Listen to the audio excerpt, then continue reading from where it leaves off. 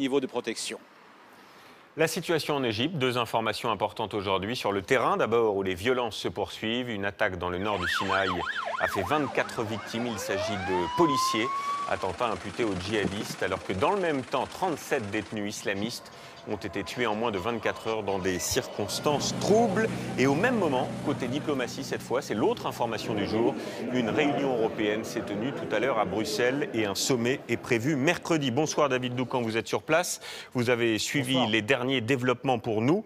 Au-delà des déclarations d'intention, quels sont les leviers dont disposent les Européens? Est-ce que des sanctions, par exemple, sont possibles, sont envisageables? Oui, Julien, des sanctions sont toujours possibles, mais elles sont hautement improbables. J'ai pu m'entretenir avec plusieurs diplomates et je peux vous dire que ni à Paris, ni à Berlin, ni à Londres, on ne considère comme réellement efficace l'idée de couper l'aide financière européenne à l'Égypte, principalement parce qu'elle n'est pas vitale pour les autorités égyptiennes. L'aide militaire européenne entre 2009 et 2011, c'est 140 millions d'euros. Sur la même période, les Américains ont envoyé 2 milliards d'euros. On voit bien l'énorme différence d'échelle. Qui plus est, l'Arabie saoudite a d'ores et déjà fait savoir que toute interruption de l'aide financière occidentale serait immédiatement compensée par l'argent du Golfe. Mais cela n'enlève pas, Julien, son poids politique à l'Union européenne. Et les autorités égyptiennes n'ont pas intérêt à une condamnation unanime qui pourrait bien être prononcée mercredi après la réunion des 28 ministres des Affaires étrangères de l'Union. Et on suivra ça bien sûr sur France 2. Merci David. Et depuis quelques jours, un homme est au centre du pouvoir en Égypte, le tout-puissant général Abdel Fattah al-Sisi, un homme de l'ombre, pur produit de l'armée. C'est lui qui dirige le pays, on le dit inflexible, mais aussi très pratiquant. Alors qui est-il vraiment et quelle est son ambition? Portrait avec Anne-Charlotte Iné et Valérie Lucas. C'est le ministre de la Défense, choisi par les frères musulmans. Ce jour-là, le général al-Sisi est promu maréchal et serre la main de Mohamed Morsi, son président.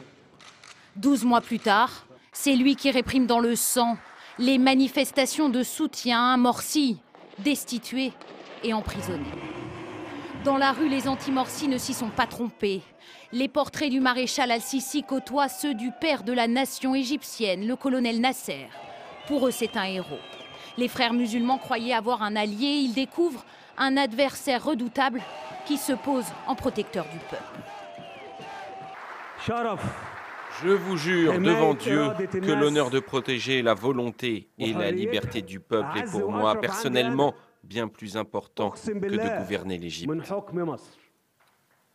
Comment a-t-il réussi ce tour de force? La confrérie des frères musulmans avait vu dans cet homme très croyant, dont l'épouse porterait le voile, un allié de choix capable de leur ouvrir les portes de l'armée.